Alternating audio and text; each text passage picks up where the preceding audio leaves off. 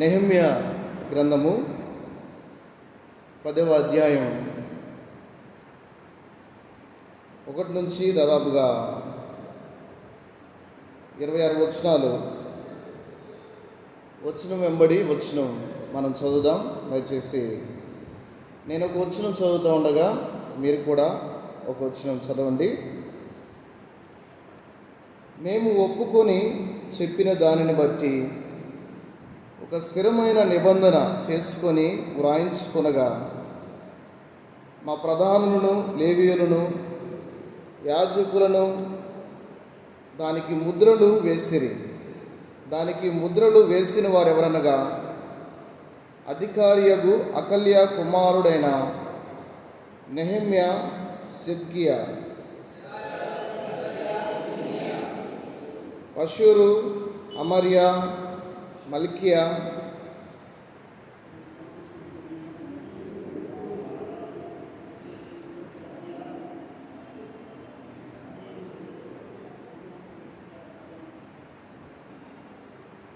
హారీము, Meremoth, ఒబద్యా,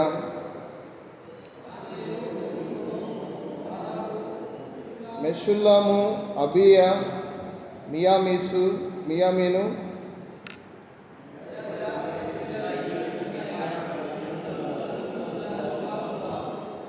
లేవీయులు ఎవరనగా అచన్యా కుమారుడైన యేషువా, ఏనాదాదు కుమారుడైన బిన్నూయి, కద్మియేలు,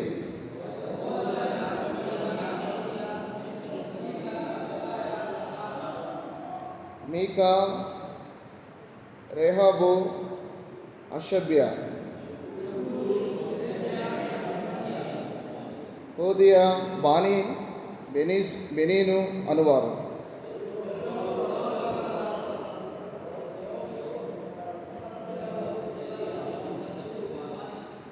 బున్ని, అజ్గాదు, బేబై, అటేరు, ఇస్కియా, అజ్జూరు,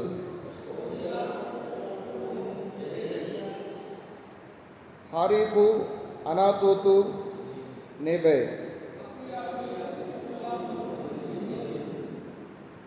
మెషేజా, బేయేలు, సాదోకు, ఎద్దువ, ఫెలట్యా, హనాను, అనాయా,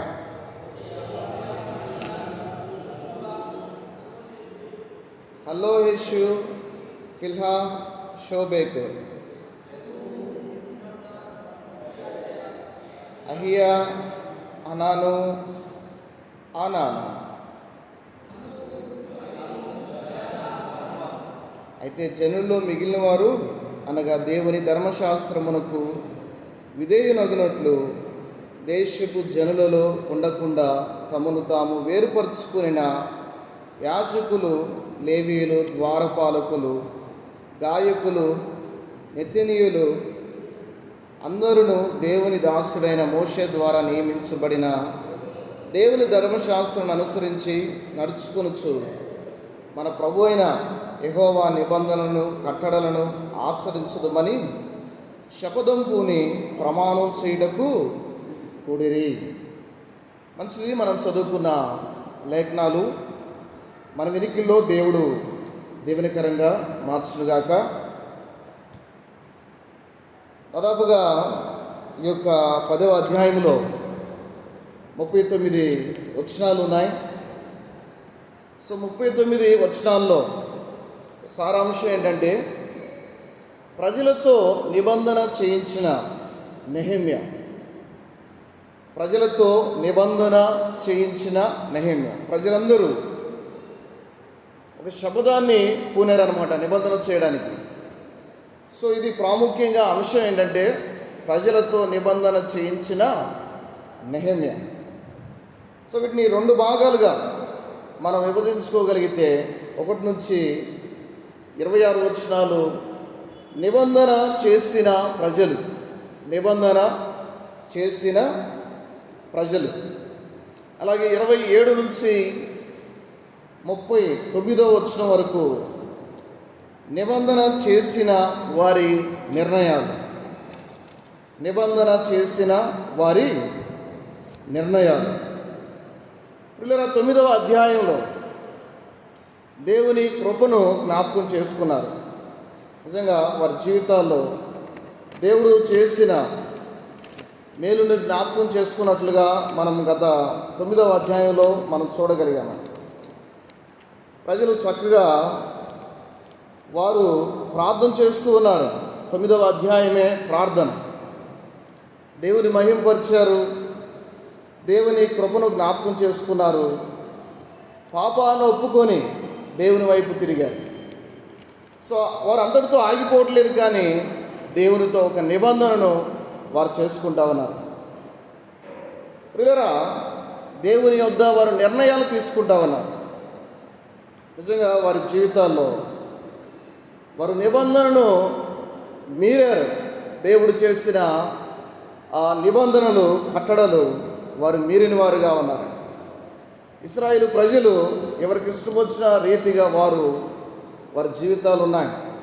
అయితే ఆ యొక్క యెరూషలేము ప్రాంతానికి వచ్చినా సరే వారు సరిగాని స్థితిలో ఉన్నారు. దేవునికి విరుద్ధంగా వారి జీవితాలు కొన్ని ఉన్నాయి. సో అలాంటి పరిస్థితుల మధ్య దేవుని వాక్యాన్ని విన్నవారు ప్రార్థన చేసి పశ్చాత్తాపడి కొన్ని దేవునితో నిబంధనలు చేసుకుంటా ఉన్నారు. కొన్ని నిర్ణయాలు వారు తీసుకుంటా ఉన్నారు. లేదా మనం గమనించగలిగితే దాదాపుగా ఆ పేర్లు కొంచెం నోటికి పలకడానికి కొంచెం కష్టంగా ఉన్న వాటిలో మంచి అర్థాలు ఉన్నాయి. వీళ్ళరా దాదాపుగా 84 మంది వీరు మంచి తీర్మానం కలిగి పెద్దలు. దాదాపుగా 84 మంది వారు తీర్మానం కలిగి వారు నిబంధనలు చేసి వీళ్ళ ప్రజలతో కలిసి వారు పేపర్ల మీద ఆ నిబంధనలు రాయించి వాటిని వారు సంతకాలు చేసి ముద్ర వేసినట్లుగా మనం చూస్తూ ఉన్నామండి. నిబంధన చేసుకొని వ్రాయించుకొనగా మా ప్రధానులను, లేవీయులను, యాజకులను దానికి ముద్రలు వేసిరి. పిల్లరా, నిబంధనలు చేసిన వాటికి వారు సీలేశారన్నమాట. అంటే చేసి మర్చిపోతామేమో అని వారు జ్ఞాపకం ఉంచుకోవడానికి పిల్లరా అందరు ఎదుట, సర్వ సమాజం ఎదుట వారు నిబంధనలు చేసుకొని దాన్ని రిటర్న్ డాక్యుమెంట్ వాళ్ళ దగ్గర పెట్టుకొని దానికి సీలేశారనమాట. నిజంగా చూడండి, వాస్తవానికి ఆ నిబంధన వాళ్ళు చేసి మర్చిపోవచ్చు. అందుకే మర్చిపోతామేమని వారు ముందుగానే ఒక పకడ్బందీగా వారు ఒక నిర్ణయాలు తీసుకున్నట్టుగా మనం చూస్తూ ఉన్నాము. దాదాపుగా యాజకులు 22 మంది ఉన్నారు. అలాగే లేవీలు 17 మంది ఉన్నారు. అలాగే ప్రధానులు 44 మంది ఉన్నారు. సో మొట్టమొదటిగా నాయకుడు ఉన్నాడు. పిల్లరా మనం గమనించగలిగితే నెహెమ్యా ఉన్నాడు. దాదాపుగా 84 మంది ఆ యొక్క రిటర్న్ డాక్యుమెంట్ మీద వాళ్ళు సైన్ చేసి అక్కడ సీల్ వేసినట్లు మనం చూస్తూ ఉన్నాం. పిల్లలు గమనించండి, మొట్టమొదట నెహెమ్యా మొదటి వరుసలో ఉన్నాడు. ఆ మాట మనం చదువుకుంటే, అధికారియగు అకల్య కుమారుడైన నెహెమ్యా. సో నాయకుడు మొట్టమొదటిగా అక్కడ సంతకం చేసినట్లుగా మనం చూస్తూ ఉన్నాము. పిల్లరా, మీరు నిబంధన చేయండిలే అని వాళ్ళు ప్రేరేపించి మీరే సంతకాలు పెట్టండిలే అని పక్కెళ్ళట్లేదు. కానీ ఇక్కడ ఒక సర్వెంట్ లీడర్షిప్, ఒక మంచి నాయకత్వాన్ని మనం చూస్తూ ఉన్నాం. పిల్లరా, నెహెమ్యా ప్రజల్ని మనం గమనించగలిగితే 7వ అధ్యాయం నుంచి రిఫార్మేషన్, అక్కడ ప్రజల్లో ఒక మంచి పునరుద్ధరణ తీసుకొస్తూ ఉన్నాడు. అంత మాత్రమే కాదు, కానీ వారిలో రివైవల్, వారిలో ఉజ్జీవాన్ని తగిలిస్తూ ఉన్నాడు. నిజంగా వారి పాపాలు ఒప్పుకొని పశ్చాత్తాపడి అక్కడ నిబంధన చేసేవారుగా మనం చూస్తూ ఉన్నాం. నిజంగా వారి యొక్క జీవితం మనం గమనించగలిగితే వారి నిబంధన చాలా గొప్పది. అంత మాత్రమే కాదు, కానీ ఆ నిబంధన చేసిన ప్రజలు దేవుని కొరకై ఆ తర్వాత కాలంలో వారు చక్కగా జీవించారని కూడా చరిత్రకారులు, హిస్టారికల్ రైటర్స్, అలాగే బిబ్లికల్ రైటర్స్ బైబిల్ పండితులు వారు తెలియచేస్తూ ఉన్నారు.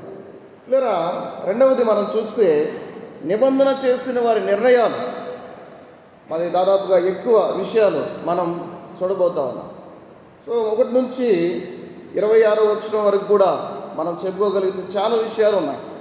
ధ్యానం చేయగలిగితే ఒక్కొక్క పేరుకి ఒక్కొక్క అధ్యాయం ఉంది, ఒక్కొక్క అర్థం ఉంది. అర్థం నుంచి చాలా పాఠాలు ఉన్నాయి. సో ఇది సమయం కాదు కనుక 27 నుంచి 39 వరకు నిబంధన చేసిన వారి నిర్ణయాలు, ఎటువంటి నిర్ణయాలు వారు చేశారో మనం ఆలోచించేద్దాం. 27-28 వచనాల్లో ఆ మాట మనం చదువుకుంటే, అయితే జనులలో మిగిలిన వారు అనగా దేవుని ధర్మశాస్త్రమునకు విధేయులగినట్లు దేశపు జనులలో ఉండకుండా తమను తాము వేరుపరుచుకున్న యాజకులు, లేవీయులు, ద్వారపాలకులు, గాయకులు, నెతినీయులు అందరూ దేవుని దాసుడైన మోషే ద్వారా నియమించబడిన దేవుని ధర్మశాస్త్రాన్ని అనుసరించి నడుచుకొనుచు మన ప్రభువైన యెహోవా నిబంధనలను కట్టడలను ఆచరించదుమని శపథం పూని ప్రమాణం చేయుటకు కూడిరి అని మనం చూస్తూ ఉన్నాం. ప్రియులరా, వారు గమనించగలిగితే వారందరూ మొట్టమొదటిగా నాయకులు సమకూర్చబడ్డారు. మొట్టమొదటిగా ఉద్యమం ఎవరిలో రగిలిందంటే నెహెమ్యా యొక్క టీచింగ్స్కి, నెహెమ్యా యొక్క బోధలకు వీళ్ళ మొట్టమొదటిగా నాయకులు వారు సమకూర్చబడినట్లు మనం చూస్తూ ఉన్నాం. తర్వాత 29వ వచనంలో మనం చదువుకుంటే వారి భార్యలు, వారి కుమారులు, వారి కుమార్తెలు తెలివియు బుద్ధియు గలవారెవరో వారును ఈ విషయంలో ప్రధానులైన తమ బంధువులతో కలిసిరి. అలాగే 30వ వచనంలో మరియు మేము దేశపు జనులకు మా కుమార్తెలను, చాలు 29వ వచనంలో మరి ఇంకెవరు కలిశారు? అక్కడున్న ప్రజలు, వారి భార్యలు, వారి కుమారులు, వారి కుమార్తెలు. సో నాయకులు మాత్రమే కాదు, నాయకులు కుటుంబాలు కూడా వారందరూ కలిసి నిర్ణయం తీసుకోవడానికి ముందుకొచ్చినట్లుగా మనం చూస్తూ ఉన్నాం. పిల్లరా, నెహెమ్యా యొక్క బోధలు వారిని చాలా ప్రభావితం చేశాయి. బోధ వాళ్ళ బ్రతుకుల్ని మార్చడం మాత్రమే కాదు, కానీ రెస్పాన్స్ అనేది వారిలో వచ్చినట్లు మనం చూస్తూ ఉన్నాం. వారందరూ కలిసి నిర్ణయాలు తీసుకోవడానికి సిద్ధపడ్డారు. సో పిల్లల, దేవుని చిత్తం నిర్ణయాలకు ప్రమాణంగా ఉండాలండి. అంటే దేవుని యొక్క చిత్తం వారి మధ్య బయలుపరచబడుతూ ఉంది. సర్వాధికారి అయిన దేవుడు తన సావనిటీ, సార్వభౌమాధికారాన్ని ఆయన ఉపయోగించుకొని ప్రజలని నాయకుని ద్వారా ఆయన పునరుద్ధరించేవాడు. సో ఆనాడు సమాజం ఆయనది, ఇశ్రాయేలు సమాజం ఆయనది. ఆయన పేరు పెట్టి ఆ సమాజాన్ని పిలిచి ఆయన నిర్ణయించి వారిని బానిసత్వంలో నుంచి విడిపించి ఆ ప్రజల్ని ఆయన సార్వభౌమాధికారాన్ని ఉపయోగించి యేసుక్రీస్తు రాక్ కొరకై వారిని, ఆ సమాజాన్ని ఆయన సిద్ధపాటు చేస్తున్నట్లు మనం గమనించగలం. నిజంగా దేవుని కార్యాలు చాలా ఆశ్చర్యకార్యాలు అన్నమాట. ఆయన కార్యాలు మహా ఆశ్చర్యకార్యములు. నిజంగా వారి జీవితాల్లో దేవుడు చేసిన కార్యాలను మనం గమనించగలం. అలాగే నేటి సంఘములో కూడా ఆయన స్వరక్తమిచ్చి సంపాదించిన సంఘాన్ని ఆయన తన సార్వభౌమాధికారం చొప్పున ఆయన చక్కగా నడిపించేవాడు. నిజంగా ఆయన నడిపించే విధానం చాలా గొప్పదన్నమాట. పిల్లరా, దాని వెనకాల ఉన్న అదృశ్యమైన దేవుని హస్తం ఆయన ఉంచి ఆయన చక్కగా సంఘాలని నడిపించేవాడు. ఎందుకంటే సంఘము ఆయనది, ఆనాడు సమాజం ఆయనది, ఇశ్రాయేలు సమాజం. అలాగే నేటి సంఘము కూడా ఆయనది. ఆయన సార్వాధికారం చొప్పున ఆయన నడిపించేవాడు. సో నిజమైన విశ్వాసం మాటల్లో కాదు, కానీ జీవన శైలిలో మనం కనపరిచేవారంగా ఉండాలి. సో వారు కూడా మాటలు చేపట్ల ఆగిపోలేదు, కానీ వారు నిబంధన చేస్తూ ఉన్నారు. వారు నిర్ణయాలు తీసుకొచ్చు వారి జీవన శైలిలో మార్పులు తెచ్చుకుంటా ఉన్నారు. సో ప్రియులరా, మనం విశ్వాసులం అని మనం చెప్పుకొని మన జీవన శైలిలో, మన ప్రవర్తనలో ఆ మార్పులు లేకపోతే పిల్లరా మనం దేవుని పిల్లలుగా మనం కొనియాడబడం. సో మన విశ్వాసాన్ని మన ప్రవర్తనలో చక్కగా సరిదిద్దుకునే వారంగా ఉండాలి. సో అక్కడున్న ప్రధానులందరూ వచ్చారు, యాజకులు వచ్చారు, లేవీలు వచ్చారు, ద్వారపాలకులు వచ్చారు. వారితో కలిసి వారి పిల్లలందరూ ఆ నిబంధనలో, ఆ నిర్ణయాల్లో వారు పాల్గొని శబదొంపుకుంటూ ఉన్నారు. నిజంగా ఆలోచన చేయండి పిల్లరా, మనం తీసుకునే నిర్ణయాలు కుటుంబంతో కలిసి దేవుని యొక్క పని కొరకై మన నిర్ణయాలు తీసుకోవాలి. సో అక్కడున్న ప్రజలు వారు నేర్పిస్తున్న పాఠం ఏంటంటే వారు కుటుంబాలుగా దేవుని ఎదుట చక్కటి నిర్ణయాలు తీసుకుంటా ఉన్నారు. సో మన జీవితంలో కూడా దేవుని కొరకై, దేవుని పని కొరకై సమాజంలో మార్పులు తీసుకురావడానికి మన కుటుంబంగా కలిసి మనం పనిచేసే వారంగా ఉండాలి. సంఘంగా కలిసి పనిచేయాలి, అలాగే కుటుంబంగా కలిసి పనిచేయాలి.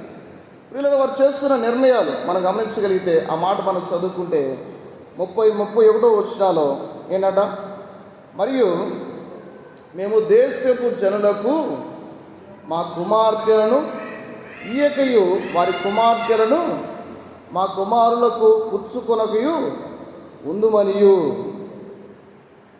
సో ఇక్కడ వారి మొట్టమొదటి నిర్ణయం ఏంటంట, వివాహాల విషయంలో పిల్లరా నిర్ణయాలు తీసుకుంటా ఉన్నారు. సో నిర్ణయాలు ఎందుకు తీసుకుంటారు, డిసిషన్స్ ఎందుకు తీసుకుంటారు? కొన్నిసార్లు మనం అవిధేయత చూపిస్తే దేవుని వాక్యానికి, దేవుని ఆజ్ఞలకు, కట్టడలకు మన అవిధేయత చూపిస్తే అది మాటి మాటికి పరిశుద్ధాత్మ దేవుడు మనలో ఉండి ఆయన మనల్ని హెచ్చరిస్తూ ఉన్నప్పుడు, మనలో వేదన కలుగుతూ ఉన్నప్పుడు, ఆత్మీయంగా మన జీవితాల్లో మనం చల్లారిపోతూ ఉన్నప్పుడు, ఇక మనము దేవునికి దూరం అయిపోతాం అన్న సమయాల్లో కొన్ని నిర్ణయాలు బయటకు వస్తాయి అన్నమాట. సో వారి జీవితంలో కూడా దేవుని చిత్తానికి దగ్గరగా ఉండడానికి, దేవుని సంకల్పాన్ని, దేవుని ఉద్దేశాలని నెరవేర్చడానికి, దేవునికి ఇష్టమైన వ్యక్తులుగా జీవించడానికి వారు నిర్ణయాలు తీసుకుంటా ఉన్నారు. సో అవిధేయత నుంచి మరలుకోవడానికి మనం ఖచ్చితంగా డిసిషన్ తీసుకోవాలన్నమాట. పిల్లరా వారు కూడా నిర్ణయాలు తీసుకుంటా ఉన్నారు. వివాహ విషయాల్లో వారు తప్పిపోయారు. దేశస్థులతో ఎక్కడైతే వీమొందకూడదో, ఎక్కడైతే సంబంధాలు పెట్టుకోకూడదో అలాంటి వారితో వారు మమేకమయ్యారు. పిల్లరా దేవుని చిత్తానికి వారు వ్యతిరేకంగా జీవిస్తూ ఉన్నారు. మనం గమనించగలిగితే అలాంటి పరిస్థితుల మధ్య, అంటే అన్యులు తక్కువని కాదు, కానీ అర్థం వారు చేసే విగ్రహారాధన, వారు చేసే అపవిత్రమైన జీవితాల నుంచి దూరం కావాలని దేవుడు ప్రజల్ని ప్రత్యేకపరిచాడు. సో తద్వారా వారితో వీయమందకూడదు అని దేవుడు వారికి ఆజ్ఞాపూర్వకంగా ధర్మశాస్త్రంలో, మోషే ధర్మశాస్త్రంలో ఆయన రాయించాడు. సో ఆ ధర్మశాస్త్రాన్ని వాళ్ళు బ్రేక్ చేశారు. దేవుడిచ్చిన ధర్మశాస్త్రాన్ని, దేవుడిచ్చిన కట్టడలను, దేవుడిచ్చిన ఆజ్ఞలను వారు తిరస్కరించిన వారుగా ఉన్నారు. సో తద్వారా వారు క్రమశిక్షణకు లోనయ్యారు. పనిష్మెంట్కి దేవుడు వారిని అప్పగించాడు. సో అన్ని ఆ పనిష్మెంట్కి దెబ్బలు తిన్న తర్వాత వారికి జ్ఞాపకం వస్తూ ఉంది. పిల్లరా మనం గమనించగలిగితే వారు పనిష్మెంట్కి లోనైన తర్వాత తిరిగి పనిష్మెంట్కి అప్పగించబడకూడదని వారు నిర్ణయం తీసుకుంటామన్నారు. సో రెండవదిగా మనం గమనించగలిగితే ఇక్కడ వారు మొట్టమొదటిగా వివాహ విషయాల్లో చక్కగా నిర్ణయం తీసుకున్నట్లుగా మనం చూస్తూ ఉన్నాం. సో మన జీవితాల్లో కూడా కొన్ని నిర్ణయాలు తీసుకునే వారంగా ఉండాలి. పిల్లలు వారు వివాహ విషయాల్లో చక్కగా నిర్ణయాలు తీసుకున్నారు. మనం కూడా దేవుని చిత్తాన్ని లేఖనాల్లో మరి క్రీస్తుకు అలాగే అక్కడ బేయాలకి ఎటువంటి పొత్తు అని మనం చూస్తాం. అలాగే ప్రియులరా దేవుని నమ్ముకున్న వ్యక్తి దేవుని నమ్ముకునే వ్యక్తితో ఎంత మాత్రం కూడా వీయమందకూడదని. సో ఆ విధంగా చేస్తే నష్టపోతాం అన్నమాట. ఏముందులే ఒక విశ్వాసిని రక్షించవచ్చు అని మన మూర్ఖంగా ముందుకు అడిగేసామంటే ఒక్కవారిలో పడతాం అన్నమాట. వాళ్ళని లాగడమేమో కానీ మనం గోతిలో పడతామని ఆలోచన కలిగి చాలా జాగ్రత్తగా ఉండాలి.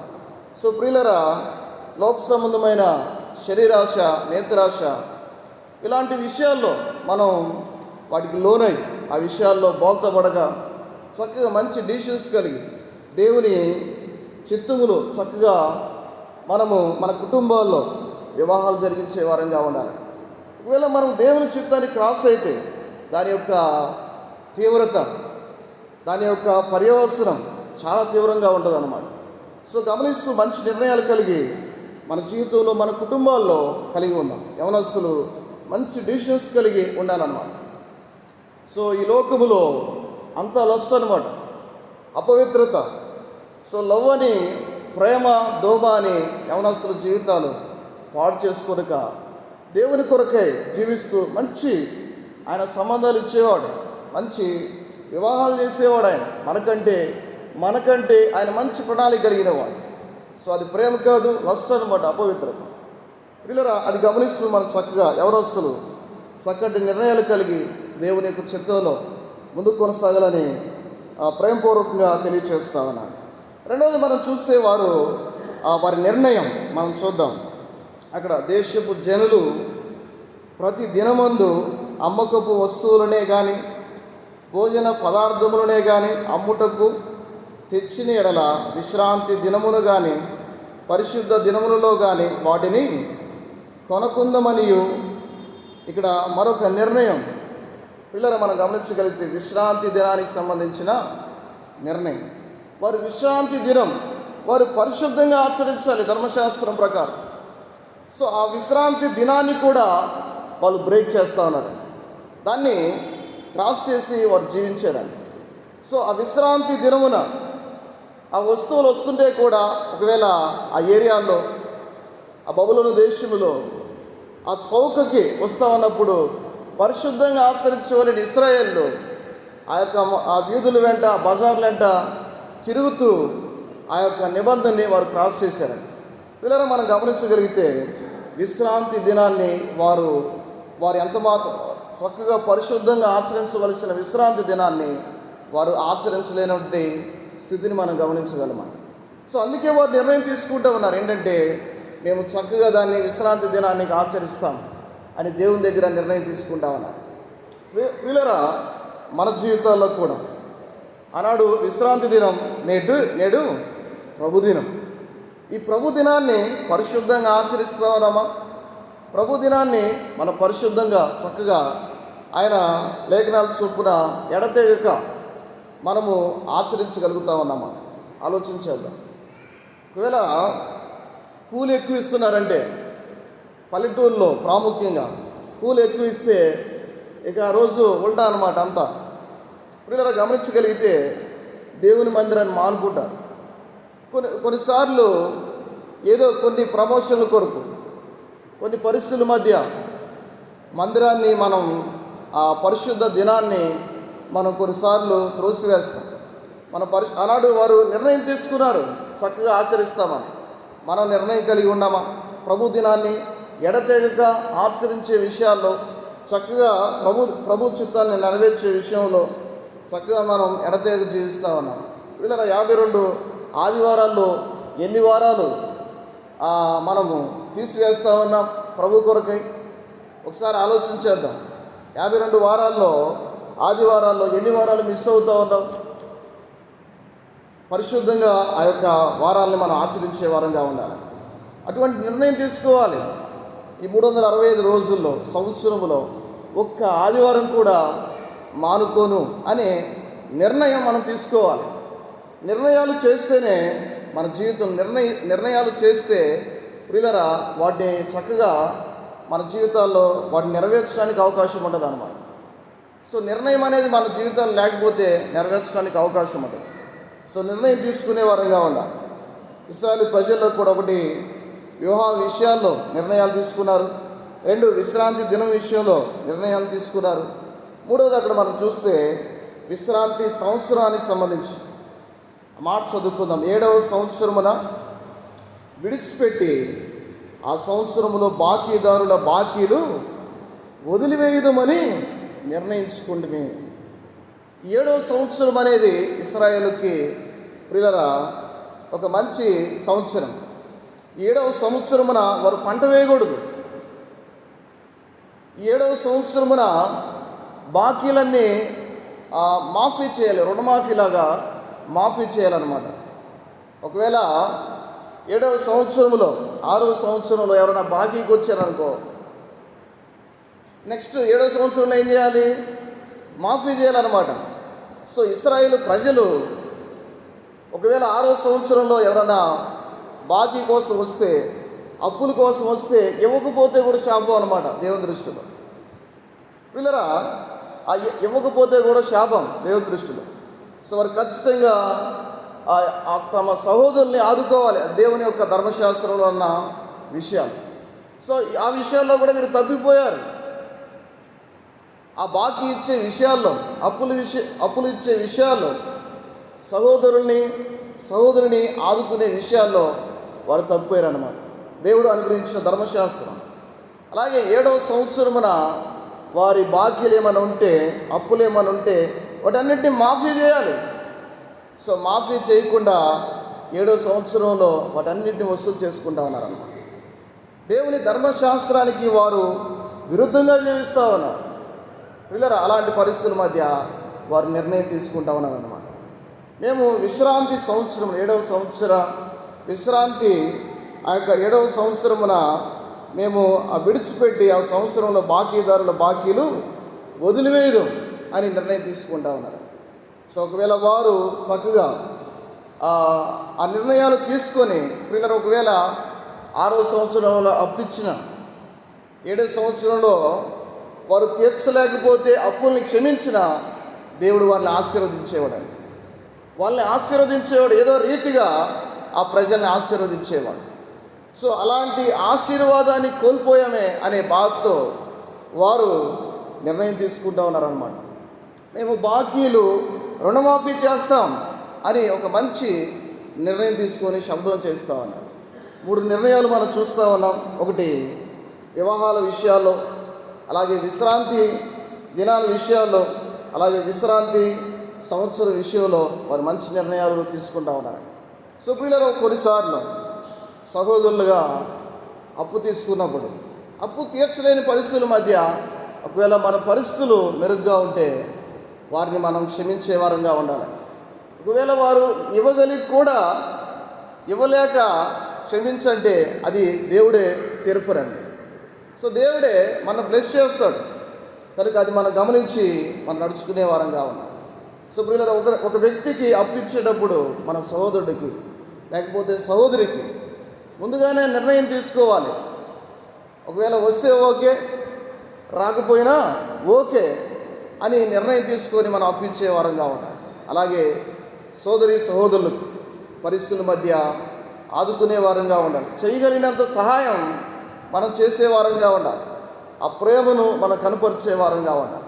అప్పుడు దేవుడు ఖచ్చితంగా ఆపదల్లో ఉన్న వారిని ఆదుకుంటే ఆయన ఖచ్చితంగా మనం ఆదుకుంటాం. ఆయన ఖచ్చితంగా మనం సహాయం చేస్తాం. ఆయన మన రుణాలను క్షమించాడు.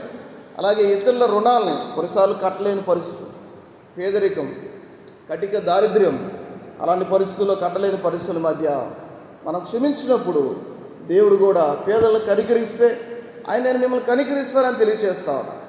సో ఆ పేదవారికి అప్పిచ్చేవారు యెహోవాకు అప్పిచ్చేవారని లేఖనం సెలవిస్తా ఉంది.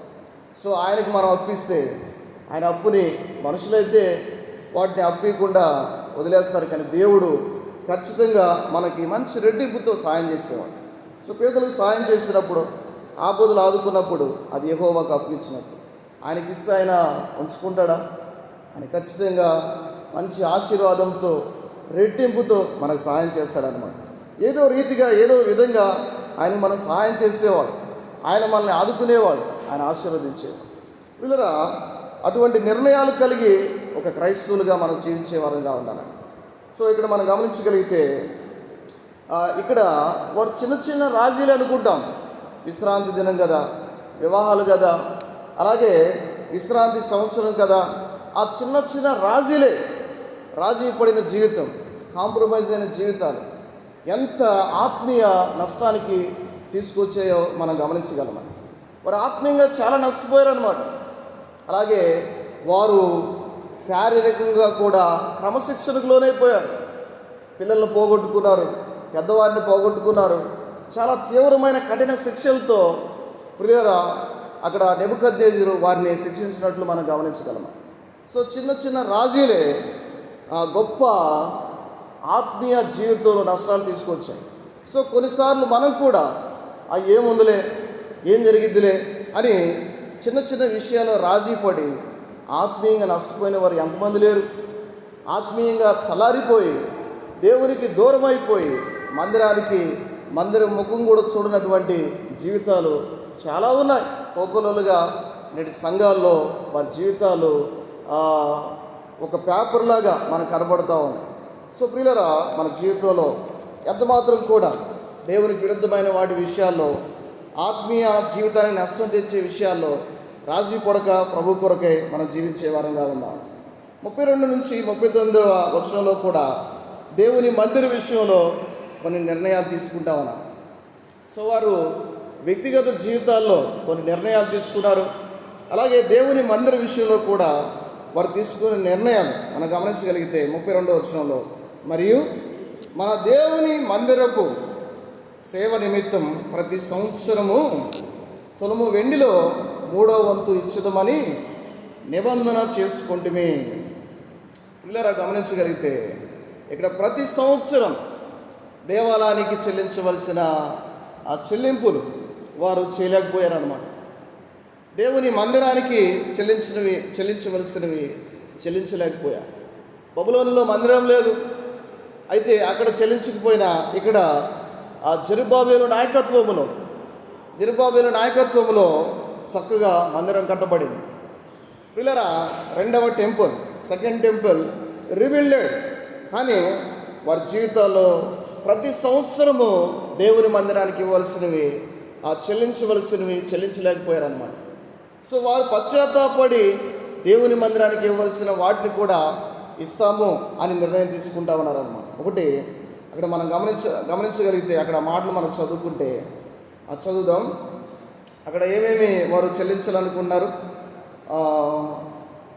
33వ వచనంలో, వాస్తవానికి ప్రతి సంవత్సరం తులం వెండిలో 3వ వంతు ఇచ్చేదమని నిబంధన చేసుకుంటుమే.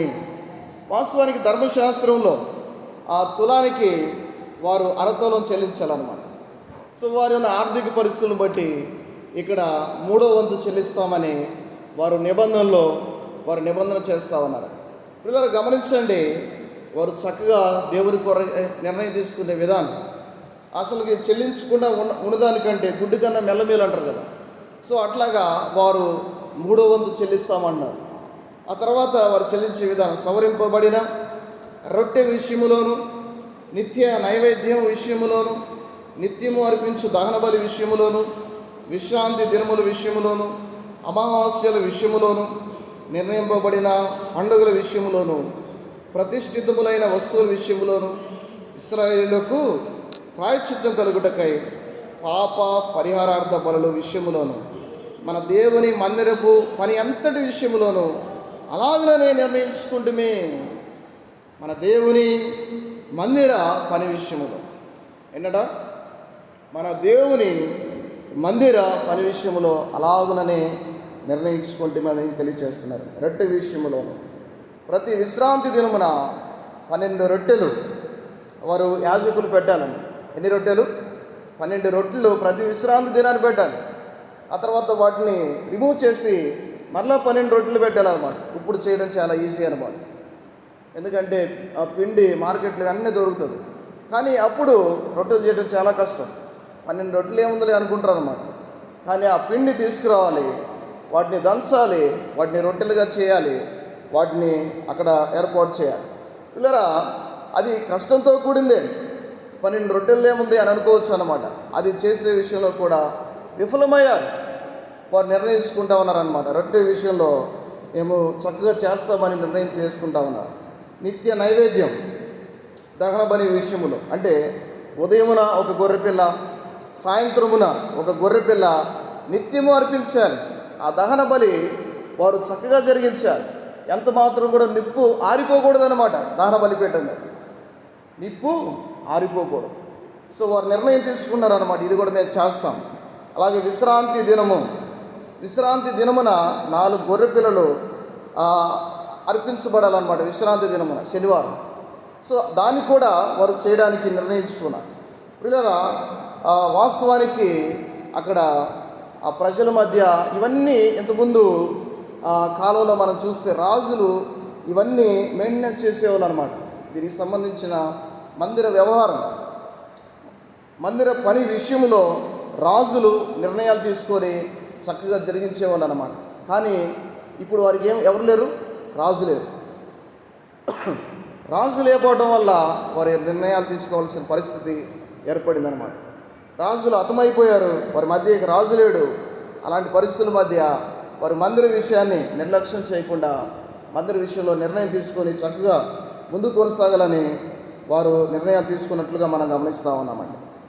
34వ వచనంలో కూడా, మరియు మా పితరుల ఇంటి మర్యాద ప్రకారం ప్రతి సంవత్సరమును నిర్ణయించుకుని కాలములలో ధర్మశాస్త్ర గ్రంథమందు వ్రాసినట్లు మా దేవుడైన యెహోవా బలిపీఠం మీద దహింప చేయుటకు యాజకుల్లోనూ లేవీలోను జనుల్లోనూ కట్టెల అర్పణమును మా దేవుని మందిరములోనికి ఎవరు తేవాలనో వారును చీట్లు వేసుకొని నిర్ణయించుకుంటుమే.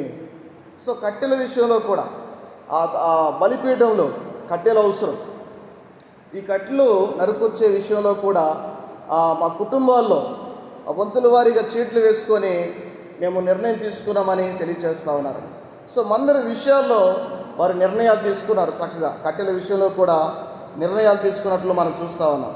అలాగే 35, 37 వచనాల్లో కూడా మనం చదువుకుంటే ప్రథమ ఫలములను అలాగే జ్యేష్ఠత్వమును దశమ భాగాలను లేవీల యొద్దకు తీసుకొస్తామని నిర్ణయం తీసుకున్నా ఉన్నారన్నమాట. సో అక్కడ ఉన్న పరిస్థితులు ఎలా ఉన్నాయంటే, వాటన్నిటినీ అవన్నీ జరిగించాలంటే, మందిర సేవ జరిగించాలంటే ఖచ్చితంగా లేవీలు ఉండాలి, యాజకులు ఉండాలి. సో వారు సేవ చేయాలి. ఎక్కడ చేయాలి? మందిర సేవ చేయాలి. సో ఇవన్నీ వీళ్ళు సపోర్ట్ చేయకపోతే వారు సేవ చేయలేరన్నమాట. సో తద్వారా మనం చూస్తే మలాకి గ్రంథంలో కూడా వారు పొలాలకు వెళ్ళిపోయారు అన్నమాట. ఎందుకు కారణం ఏంటంటే వారు ఇవ్వవలసినవి ఇవ్వలేకపోయారు.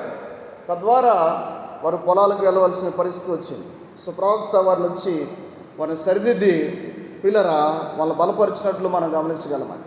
తద్వారా మరలా వారు చక్కగా మందిర సేవ జరిగించడానికి వారు చక్కగా నిర్ణయం తీసుకున్నట్లుగా మనం చూస్తాం. సో పిల్లరా, ఇక్కడ వారు ఇచ్చే విషయములో దేవుని యాజకులకు ఇచ్చే విషయములో వారు చక్కటి నిర్ణయాలు తీసుకున్నట్లుగా మనం చూస్తాం అన్నమాట. సో పిల్లరా, ఇక్కడ నిర్ణయం అనేది చాలా ప్రాముఖ్యమైనది. నిర్ణయం లేకపోతే వారి జీవితాల్లో ప్రయత్నం ఉండదన్నమాట. ప్రయత్నం లేకపోతే ఫలితం ఉండదన్నమాట. సో మన జీవితాల్లో కూడా కొన్ని నిర్ణయాలు తీసుకొని మనం ప్రయత్నించే వారంగా ఉండాలి. అప్పుడు మనం ప్రయత్నిస్తే ఆ ఫలితాలు మనం పొందుకుంటామండి. సో మొదటి మనం కూడా కొన్ని నిర్ణయాలు చేస్తాం. ఎప్పుడు?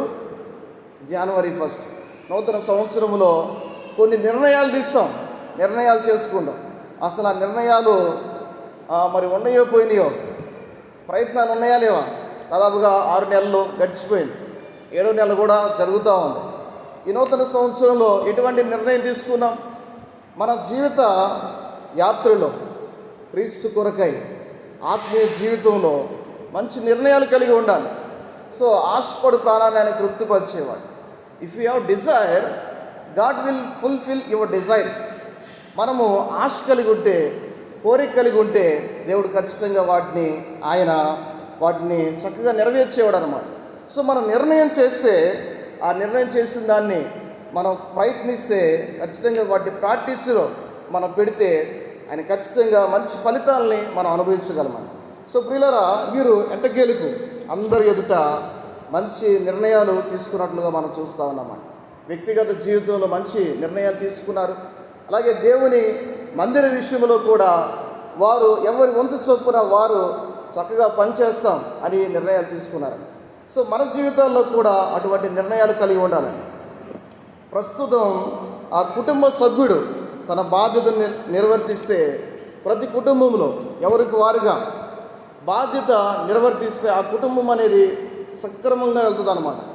భార్య పని భార్య, భర్త పని భర్త, పిల్లల పని పిల్లలు చక్కగా నిర్వర్తించాలి. ఆ కుటుంబం అనేది చాలా బాగుంటుంది అన్నమాట. సో కొంతమంది తెచ్చి పెడతా ఉంటే, కొంతమంది తిని కూర్చుంటా ఉంటే కుటుంబం సక్రంగా వెళ్దాం అన్నమాట. అలాగే స్థానిక సంఘంలో కూడా, కుటుంబం మాత్రమే కాదు, స్థానిక సంఘంలో కూడా ఎవరి బాధ్యత వారు తీసుకొని చక్కగా పని జరిగించే వారంగా ఉండాలి. దేవుడిచ్చిన కృపావరం సంఘ క్షేమాభివృద్ధి కొరకై ఎవరికి వాళ్ళు ఉపయోగించే వారంగా ఉండాలి. దేవుడు అందరికీ కృపావరాలు ఇచ్చాడు. నాకు లేదులే అనడానికి వీలే లేదండి. దేవుడు అందరికీ కృపావరాలు ఇచ్చాడు. సంఘ క్షేమాభివృద్ధి కొరకై దేవుడు ఇచ్చి ఉండగా వాటిని సక్రమంగా మనం ఉపయోగించే వారంగా ఉండాలి. ఎందుకు దేవుడు నీకు ఏ కృపావరం ఇచ్చాడు నీకు తెలుసా? అది ఎరిగావా? ఎరిగి చక్కగా వాటిని ప్రాక్టీస్ చేయాలి, ప్రయత్నం చేయాలి. Practice makes a man perfect. If you want to become a perfect you should have practice. మన జీవితంలో మంచి సాధన కలిగి ఉంటే ఆయన ఖచ్చితంగా మనకి మంచి ఫలితాలు ఇచ్చే దేవుడు అన్నమాట.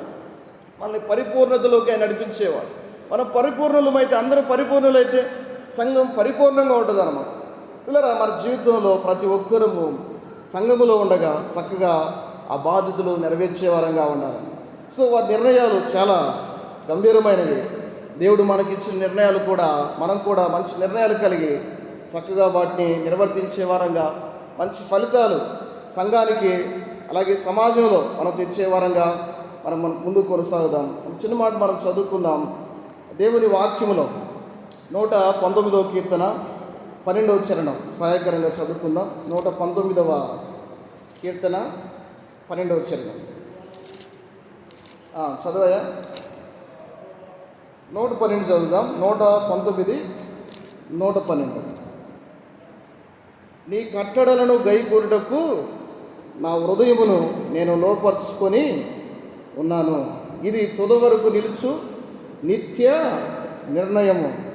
చూడండి, ఎజ్రా 119వ కీర్తన ఎజ్రా రచించాడనమాట. చాలామంది దావీదు అంటారు.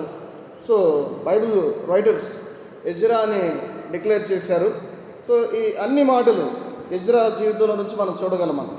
సో ఇక్కడ మనం నీ కట్టడలను గైకొనుటకు నా హృదయమును నేను లోపరుచుకొని ఉన్నాను. పిల్లరా, దేవుని యొక్క ఆజ్ఞలు మనం గైకొనాలంటే మన హృదయాన్ని లోపరుచుకోవాలి. మన హృదయాన్ని దేవుని కొరకై తగ్గింపు కలిగి ఆ హృదయం అనే పలకల మీద ఆయన కట్టడలను రాసుకోవాలి. అంత మాత్రమే కాదు, ఇది తుద వరకు నిలుచు నిత్య నిర్ణయము. సో పిల్లరా, మనము ఆ నిత్య నిర్ణయాలు కలిగి మనం జీవించే వారంగా ఉండాలి. సో క్రొత్త నిబంధనలో కూడా ఆనాడు ఇశ్రాయేలు ప్రజలు దేవుని ఎదుట నిబంధన చేశారు. దేవుడు కూడా వారితో నిబంధన చేశాడు. అలాగే మనతో కూడా ఆయన క్రొత్త నిబంధన చేశాడనమాట. మాట చదువుకుందాం. 2వ కొరింథీయులకు రాసిన 2వ పత్రిక 3వ అధ్యాయం సహాయకరంగా చదువుకుందాం. కొరింథీయులకు రాసిన 2వ పత్రిక 3వ అధ్యాయం 6వ వచనం మనం సహాయకరంగా చదువుకుందాం. కొరింథీయులకు రాసిన 2వ పత్రిక 3వ అధ్యాయము 6వ వచనంలో చదవండి. ఆయనే మమ్మును క్రొత్త నిబంధనకు అనగా అక్షరమునకు కాదు కానీ ఆత్మకే పరిచారకులమవుటకు మాకు సామర్థ్యము కలిగించి ఉన్నాడు. అక్షరము చంపును కానీ ఆత్మ జీవింపచేయును. అలాగే చివరి మాట చదువుకున్న 18వ వచనంలో మనమందరమును ముసుగులేని ముఖముతో ప్రభు యొక్క మహిమను అద్దం వలె ప్రతిఫలింప చేయొచ్చు, మహిమ నుండి అధిక మహిమను పొందొచ్చు. ప్రభు ఆత్మచేత ఆ పోలికగానే మార్చబడుచున్నాము. పిల్లలు గమనించాలి, ఆత్మచేత ఆయన ప్రతిబింప చేస్తూ ఆ పోలికలో మార్చబడుతూ ఉన్నాము. ఆనాడు ఇశ్రాయేలు ప్రజలకు ధర్మశాస్త్రం అనేది ఒక థర్మోమీటర్ లాంటిది అనమాట. జ్వరము ఎంత ఉందో చూపించగలదు కానీ తీయలేదన్నమాట. కానీ కృప ప్రియులరా యాంటీడోట్ లాంటిది అనమాట. ఆ జ్వరాన్ని సమూల నాశనం చేసేది అనమాట కృప. సో మన పాపాన్ని చూపించేది, ఎత్తి చూపించేది అక్షరం. ఆ యొక్క రాతి పలకల మీద రాయబడిన అక్షరం. సో ప్రియులారా, దాని నుంచి విడిపించిందే కృప. దేవుని యొక్క కృప మనల్ని ఏం చేసిందంటే పాపం నుంచి రక్షించింది. ఒక యాంటీడోట్గా ఆ కృప అనేది మనకు ఉపయోగపడినట్లుగా మనం చూస్తూ ఉన్నాము. సో కృప ఉన్నదని పాపం చేయకూడదు. అలాగే కృప ఆధారం చేసుకొని పాపమును జయించాలి. పిల్లరా, కృప ఉన్నదని పాపమును చేయకూడదు. కృపను ఆధారం చేసుకొని పాపమును జయించే వారంగా ఉన్నాను. కృప ఉన్నది పాపం చేయడానికి కాదు, కానీ చేయకుండా ఉండడానికి. ఈనాడు కృపను ఆధారం చేసుకొని పాపం చేసిన ఏం కాదని చాలా బోధలు ఉన్నాయి. సో ప్రియులారా, మన జీవితంలో మనకు పాప ప్రక్షాళన జరిగి ఉండగా కృప ద్వారా ఆ కృపను ఆధారం చేసుకొని ప్రభు ఆత్మ చేత నింపబడి పరిశుద్ధంగా జీవిస్తూ యేసుక్రీస్తు ఎలా ఉన్నాడు, ఆయన పోలికలోకి మార్చబడుతూ యేసుక్రీస్తు ఎలా ఉన్నాడు, ఆయన పరిశుద్ధమైన దేవుడు, పరిశుద్ధంగా ఉన్నాడు. సో ఆ పరిశుద్ధమైన జీవితాన్ని మన జీవితంలో ప్రతిబింబజేస్తూ మనం జీవించే వారంగా ఉండాలి. సో మంచి నిర్ణయాలు కలిగి ఉండాలి. రోమీయులకు రాసిన పత్రికలో కూడా కొన్ని నిర్ణయాలు ఉన్నాయి, మనం చదువుదాం. కొన్ని ఆజ్ఞలు, ఆ మాట చదువుకుందాం. రోమీయులకు రాసిన పత్రిక చివరికి ఈ మాట చదువుకుని మనం ముగించుకుందాం. 12వ అధ్యాయం, రోమీయులకు రాసిన పత్రిక 12వ అధ్యాయము 9 నుంచి దాదాపుగా 21 వచనాలు ఉన్నాయి. ఇక్కడ మనం గమనించగలిగితే ఎన్నో హెచ్చరిక, ఎన్నో ఆజ్ఞలు ఉన్నాయి. నూతన నిబంధనలో ఒక క్రైస్తవులుగా ఈ ఆజ్ఞల విషయంలో ఒక మంచి నిర్ణయాలు మనం తీసుకునే వారంగా ఉండాలి. సో దేవుడు మనకి నిర్ణయాలు తీసుకోవడానికి మంచి అవకాశం ఇచ్చాడు. ఒకవేళ ఆజ్ఞలు పాటించలేకపోతే, ప్రతి ఆజ్ఞ చాలా ప్రాముఖ్యమైనది. మనం ఆజ్ఞ చదువుతూ ఉన్నప్పుడు నేను నెరవేరుస్తున్నాను అనే కాన్ఫిడెంట్ మనలో ఉండాలి. ఒకవేళ ఆజ్ఞ నెరవేర్చలేకపోతే, ఆజ్ఞకు అవిధేయత చూపిస్తే సరిదిద్దుకోవాలి. అక్కడ నిర్ణయం తీసుకోవాలన్నమాట. అక్కడ decision, we have to make decision. ఆ సమయంలో మనం చక్కగా నిర్ణయం తీసుకొని ప్రభు దగ్గర మనం దాన్ని ప్రాక్టీస్ చేయాలి. లైఫ్లో, జీవితంలో ప్రాక్టీస్ చేస్తేనే మనం ఖచ్చితంగా ప్రభు దగ్గర, ప్రభు పోలికలో రావడానికి అవకాశం ఉండదు. వరకు చదువుకుందాం, అట్లా చదువుకుంటూ వెళ్దాం, టైం లేదు కాబట్టి. మీ ప్రేమ నిష్కపటం అనేదే ఉండవలెను. సో మన ప్రేమ ఎలా ఉంది? చెడ్డదాన్ని నసహించుకొని మంచి దానిని హత్తుకొని ఉండుడి. మనం దేన్ని హత్తుకొని ఉంటా ఉన్నాం? ఒకసారి ఆలోచించాలి. సహోదర ప్రేమ విషయంలో ఒకరి యందు ఒకడు అనురాగము గలవారై ఘనత విషయంలో ఒకరినొకడు గొప్పగా ఎంచుకునుడి. ఏంటట? ఘనత విషయంలో ఒకరినొకరు గొప్పగా ఎంచుకోవాలి. మానవులకి ప్రతి ఒక్కరికి ఘనత కావాలన్నమాట. అవును, మన దేహం ఘనత కోరుతుంది. సో మనం ఘనపరచాలంటే మనం ఇతరులకు ఘనత ఇస్తే మనం కూడా ఘనత పొందుకుంటాం అన్నమాట. సో పిల్లరా, అక్కడ మనం చదువుకుంటే ముందుకు వెళ్తే, ఆసక్తి విషయంలో మాంద్యులు కాక ఆత్మయందు తీవ్రత గలవారే ప్రభువుని సేవించుడి. సో ఎలా ఉన్నాం మనం? సో పరిశీలన చేసుకుందాం. 12, నిరీక్షణ గలవారై సంతోషించుచు, శ్రమయందు ఓర్పు గలవారై ప్రార్థన యందు పట్టుదల కలిగి ఉండడి. సో ప్రార్థనలో పట్టుదల ఉందా? ఒకసారి ఆలోచించాలి. 13లో, పరిశుద్ధుల అవసరముల్లో పాలు పొందుచు శ్రద్ధగా ఆతిథ్యం ఇచ్చుండి, మిమ్మల్ని హింసించు వారిని దీవించుడు కానీ శపింపవద్దు. సో పిల్లలు గమనించాను. సో మిమ్మల్ని హింసించే వారిని దీవించుడు కానీ శపించవద్దు అన్నమాట. సో మన నోటి నుంచి శాపవచనం రాకూడదు అన్నమాట. ఏంటి? శాపవచనం రాకూడదు. పిల్లలు గమనించండి.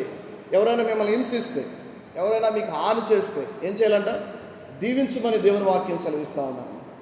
ఎంత మాత్రం కూడా దేవుడు వాళ్ళని శిక్షించాలి, వాళ్ళు అట్లా చేయాలి ఇట్లా చేయాలి అంటే నువ్వు క్రైస్తవుడు కానే కాదన్న. క్రీస్తు లక్షణం లేనేలేదు. క్రీస్తు లక్షణం క్షమించే, శత్రువులను కూడా క్షమించేదన్నమాట. సో ఆ విధంగా క్షమించే వారంగా ఉండాలి. కానీ ఎంత మాత్రం కూడా పిల్లరా క్షమించే వారంగా ఉండకూడదు. శాపవచనాలు రాకూడదన్నమాట. ఆశీర్వాదకరమైన మాటలే మన నోటి నుంచి రావాలి. అక్కడ మనం చదివితే ఇంకా సంతోషించు వారితో సంతోషించుడి, ఏడ్చు వారితో ఏడువుడి, ఒకరితో ఒకడు మనస్సు కలిసి ఉండుడి, ఎచ్చువాడి యందు మనస్సు ఉంచక తగ్గువాడి అందే ఆసక్తులే ఉండుడి. సంతోషించే వారితో సంతోషంలో ఉన్న వారితో బాధతో ఉన్నాం అనుకో, అది క్రీస్తు లక్షణం కాదు. బాధపడే వారి దగ్గర వాళ్ళకి అట్టా జరగాలే అని నవ్వావు అనుకో, క్రీస్తు మనసు కానే కదన్న. సో ఇంకా ముందుకు వెళ్దాం.